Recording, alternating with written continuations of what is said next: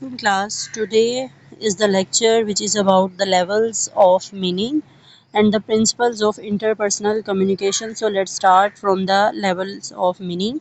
Interpersonal communication involves two level of meanings, content and relationship meaning. ठीक है, जो meaning है उसके कितने levels होते हैं interpersonal communication के अंदर? Basically two, which is meaning, content and the relationship meaning. The former involves meaning at the literal level while the latter indicates the relationship between the communicators. ठीक है, जो कंटेंट है वो हमें बताता है कि जो कम्युनिकेशन है उसका मीनिंग क्या है, उसका मतलब क्या है. एंड रिलेशनशिप जो है वो हमें बताता है कि कम्युनिकेशन के दौरान जो दो लोग कम्युनिकेट कर रहे हैं उनका रिलेशनशिप मीनिंग क्या है. The former involves meaning at the literal level while the latter indicates the relationship between the communicators. For example, if a mother says to her young son, empty the waste basket now, it means that the basket has to be emptied there and then. And these words can only be said to someone over whom the parent has the right to order. ठीक है, अगर कोई mother है और या कोई भी father है तो उन्होंने अगर अपने जो बच्चा है उसको कहा है empty the waste basket now, कि जो वेस्ट बास्केट है वो अभी एम्प्टी करो, उसको ऑर्डर किया है. ठीक है, तो चूंकि वो उसकी मदर है वो उसको ऑर्डर कर सकती है. लेकिन आप नेक्स्ट लाइन में रीड करें, such a command would be totally inappropriate if said to her husband words like Sweetheart, would you mind emptying the waste basket for me?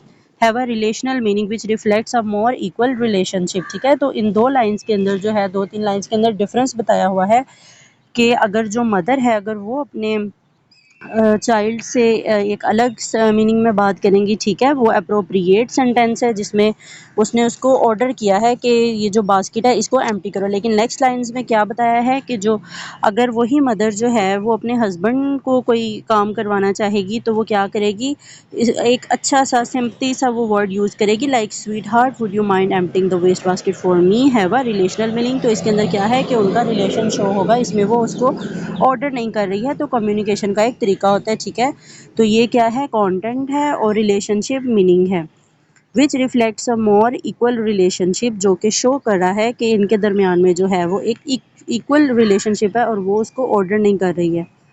The relationship meaning level has been further categorised into three areas. ठीक है, जो relationship meaning levels हैं उसको जो है तीन areas में define किए गए हैं. फर्स्ट है रिस्पॉन्सिवनेस, सेकंड है level of affection and the third is power और control. So what is the responsiveness in relationship meaning level? Responsiveness refers to our awareness of others and the level of our involvement with them. ठीक है, responsiveness refer करेगी कि हमें दूसरे के बारे में कितनी आगाही है. ठीक है, और वो उसका जो इन्वॉल्वमेंट है हमारे अंदर वो कितनी है. Remember the time you want to the principal secretary, यहाँ पे एक एग्जांपल दी हुई है रिस्पॉन्सिवनेस से रिलेटेड.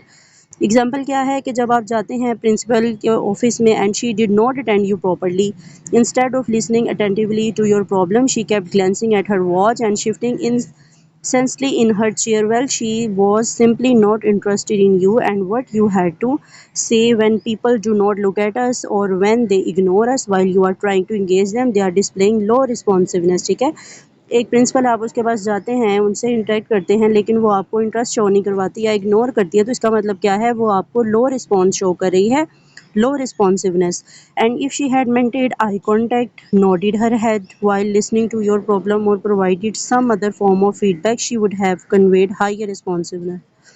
ठीक है, लेकिन जब वो क्या करती है, आपसे आई कांटेक्ट करती है या अपनी बात के दौरान मूवमेंट करती है, अपने सर को हिलाती है और वो आपकी प्रॉब्लम को अटेंटिवली सुनती है, तो इसका मतलब है कि वो हाई रिस्पॉन्स शो कर रही है. ठीक है, तो रिस्पॉन्सिवनेस का मीनिंग हम यहाँ पे ये लेंगे, low responsiveness and higher responsiveness. Low responsiveness में क्या है, जब वो रिस्पॉन्स आपको शो नहीं करवाए, और हाई रिस्पॉन्सिवनेस में क्या है, जब वो अपने जो है फिजिकल जो इंट्रैक्शंस है उनको यूज़ करे, वो आई कांटेक्ट करे. ठीक है, और भी किसी तरह की वो मूवमेंट शो करवाए.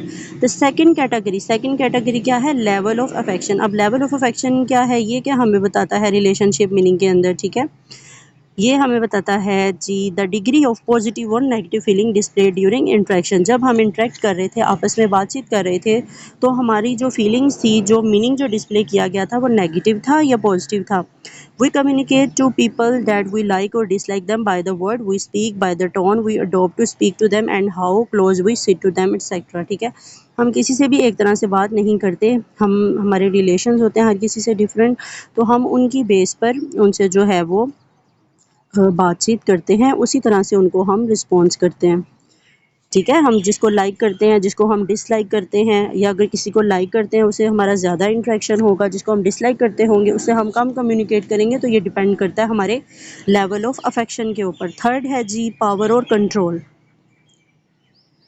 The third dimension concerns the balance of power or control between the communicators, friends and colleagues, husbands or and wives, etc., are often involved in a covert power struggle on the relationship level. At times, it is a matter of negotiations in interpersonal relationship. This third level of meaning is the most important as it sets the frame or tone for interaction। ठीक है, third जो dimension है ये हमें बताती है कि जो दो कम्युनिकेटर्स हैं उनके दरमियान में बैलेंस ऑफ पावर कितना है, कंट्रोल कितना है। ठीक है, तो वो जो है वो फ्रेंड्स एंड कोलीग्स में जो रिलेशन होगा उसको शो करवाएगा, और हस्बैंड एंड वाइफ्स के दरमियान क्या रिलेशन है वो इसको शो करवाएगा। ठीक है, उनकी आपस में पावर कितनी है, उसमें कंट्रोल कितना है।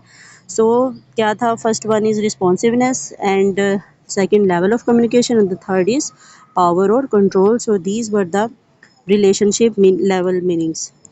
Studies in the area of interpersonal relationship have shown that interpersonal communication has far greater influence in changing one's attitude, behaviors and opinions than mass media। ठीक है, इंटरपर्सनल जो रिलेशनशिप है ये हमें शो करवाता है कि कितना जो किस हद तक जो इन्फ्लुएंस है हमारे माइंड्स में, हमारे एटीट्यूड्स में, हमारे बिहेवियर्स में, हमारे ओपिनियंस में, इसको बहुत ज़्यादा इसने जो है ये असर दिया है। So interpersonal communication we drive self knowledge. Interpersonal communication के थ्रू हम क्या ड्राइव करते हैं, हम अपना सेल्फ नॉलेज जो है वो इस्टेब्लिश करते हैं। ठीक है, हम ड्राइव करते हैं इस्टेब्लिश मीनिंगफुल रिलेशनशिप, अपने रिलेशनशिप को बहुत ज़्यादा मीनिंगफुल बनाते हैं, बहुत ज़्यादा असरअंदाज बनाते हैं। कैसे हमने किससे कम्युनिकेट करना है, किस हद तक करना है, और कौन से हमने सेंटेंसेस यूज़ करने हैं। ठीक है, ये जो सारी चीज़ें हैं ये हमें कम्युनिकेशन बताती है, और हमारे जो रिलेशनशिप मीनिंग लेवल है वो हमें बताते हैं। And get increased knowledge of others and the world around us, और हमारे नॉलेज को बढ़ाती है दूसरों के बारे में और इर्द गिर्द हमारी दुनिया के बारे में।